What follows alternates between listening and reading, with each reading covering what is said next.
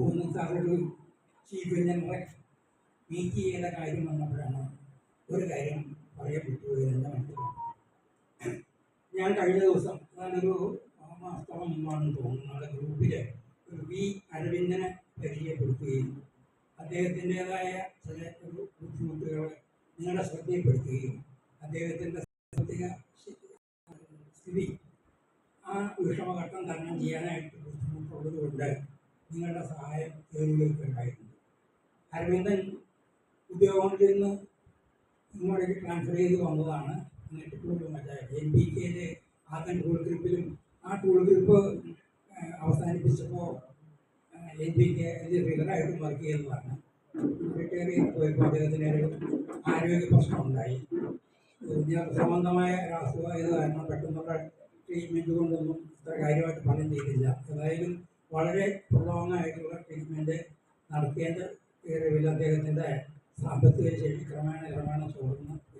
അതിനിടയ്ക്ക് അദ്ദേഹത്തിന് മക്കളില്ലായിരുന്നു. ഒരു മകനെ എടുത്ത് വളർത്തി.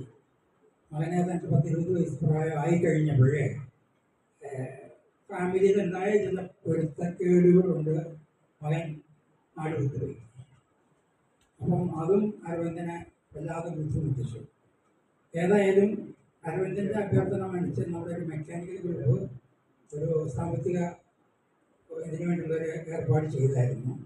അത് എൻ്റെ അടുത്ത് വിളിച്ച് പറഞ്ഞു, ഞങ്ങൾ ഇങ്ങനെ ചെയ്യുന്നുണ്ട്, നിങ്ങൾക്ക് എന്തെങ്കിലും ചെയ്യാൻ പറ്റുമെന്ന്.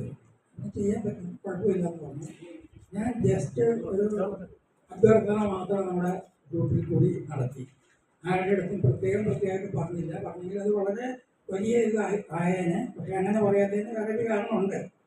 ഏതായാലും ആ അഭ്യർത്ഥനയെ മാനിച്ചതിന് ഞങ്ങൾ 23 ആൾക്കാർ കൂടി 64,500 രൂപ പിരിച്ച് അരവിന്ദനെ ഏൽപ്പിച്ചു. മറ്റുള്ള ഗ്രൂപ്പിൽ നിന്ന് അത് വളരെയധികം കൂടി 19 പേര് ഒരു 69,000 കൂടി പിരിച്ചു കൊടുത്തിട്ടുണ്ട്.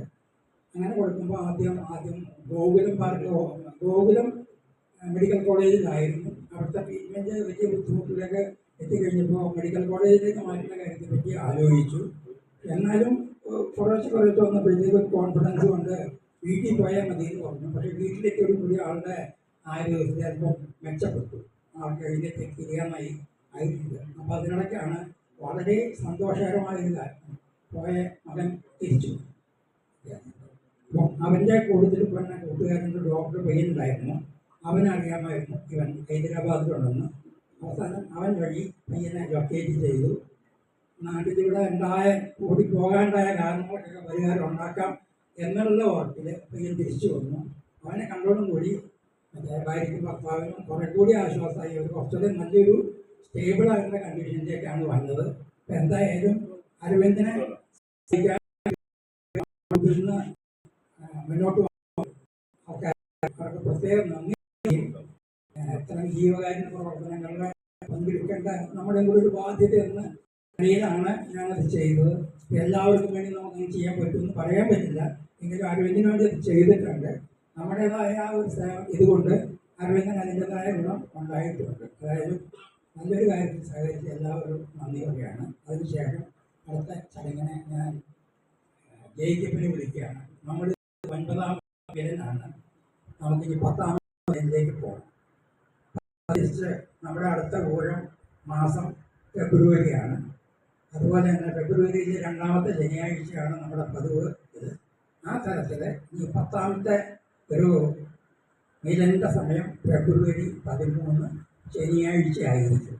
ആ ഒരു ശനിയാഴ്ചയ്ക്കും ഫെബ്രുവരിക്കും ആർക്കും ബുദ്ധിമുട്ടില്ലെങ്കിൽ നമ്മുടെ മിലൻ 10 ഡിക്ലെയർ ചെയ്യാനായിട്ട് ജയിക്കുമെന്ന് ക്ഷണിക്കുന്നു. അതോടൊപ്പം അദ്ദേഹം നിങ്ങളെ അഭിസംബോധന ചെയ്യുന്നതാണ്. Thank you.